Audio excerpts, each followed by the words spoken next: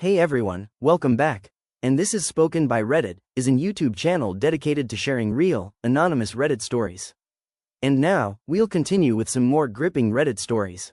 If you enjoy the video, make sure to leave a like and subscribe. Now, without further ado, let's begin. The post is titled, I was in labor when my cruel mother-in-law said something unforgivable. Part 1 Intro. I never imagined that the most painful moment of my life wouldn't be labor itself, but the words my mother-in-law chose to say while I was giving birth.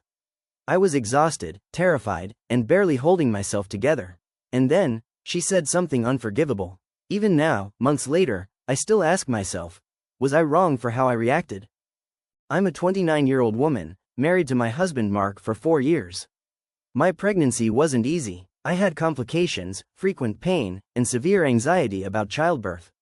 My husband tried his best to support me, but his mother has always been difficult. My mother-in-law believes she knows better than doctors, nurses, and frankly, everyone. She constantly reminded me that she had given birth naturally, without complaining. Women today are too dramatic, she liked to say. When I had Mark, I didn't scream like this. Everyone's labor is different. Pain is just weakness leaving the body. The day labor started, the night my labor began, the pain was immediate and overwhelming. I could barely walk to the car. At the hospital, doctors confirmed I was progressing slowly but steadily. That's when my mother-in-law insisted on being in the delivery room. I only want my husband here. I'm the grandmother. I have every right. Husband. Mom, please. Green square building tension in the delivery room. Hours passed. The pain became unbearable. I screamed. I cried. I begged for encouragement. Instead, I got judgment. You're embarrassing yourself. Please, I can't. Stop pushing. You're doing it wrong. Then she leaned closer to my face and whispered something that shattered me completely. Women like you shouldn't be mothers. The room went silent, and that's when everything exploded. What I did next changed my marriage forever. And I still wonder, am I the asshole? Part 2 The moment everything broke. Her words hit me harder than any contraction. I stared at her, tears streaming down my face. My hands were shaking, and something inside me snapped. Get out. Excuse me? Screaming, get out of this room. My husband froze. He looked at me, then at his mother. I had never felt more vulnerable in my life. Mark, please? I need you. She's being hysterical. This is why she can't handle motherhood. The unforgivable line, again. Then she said it again. Louder, for everyone in the room to hear. If this baby turns out weak, it'll be her fault. Nurse. Ma'am, that's inappropriate. I'm just telling the truth. Medical staff steps in. The nurse immediately moved closer to me. She looked at my husband firmly. Nurse. Who is this woman to you? Through tears, my mother-in-law.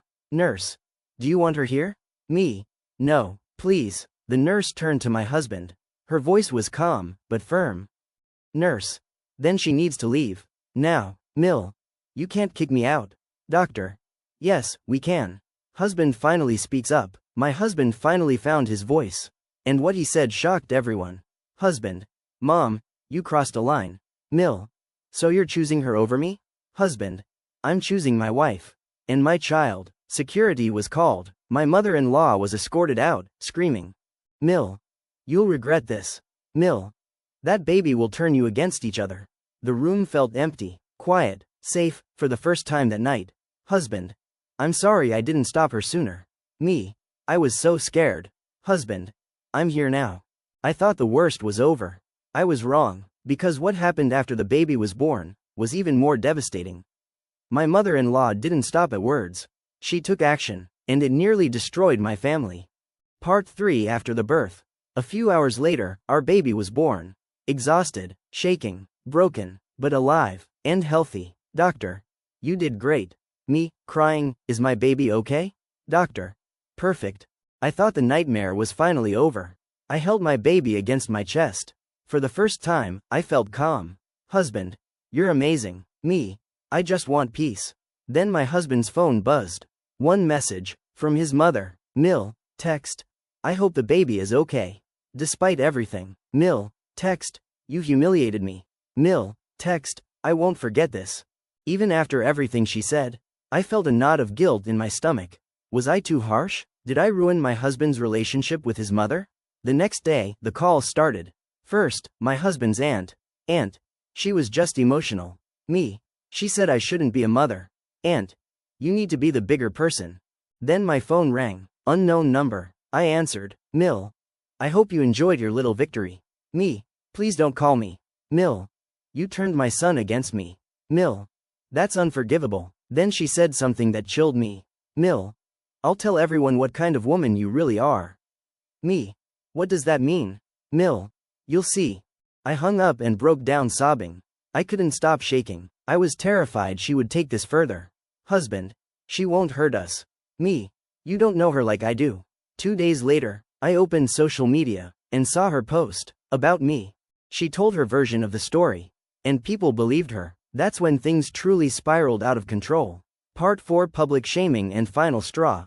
Her post was long, carefully written, and completely one-sided. Mill. Post. I was kicked out of the delivery room by my own son's wife. Mill. All I wanted was to support my grandchild. Mill. Some women are too sensitive to handle motherhood. The comments flooded in. Dozens. Then hundreds. Comment. Respect your elders. Comment. Poor grandmother. Comment.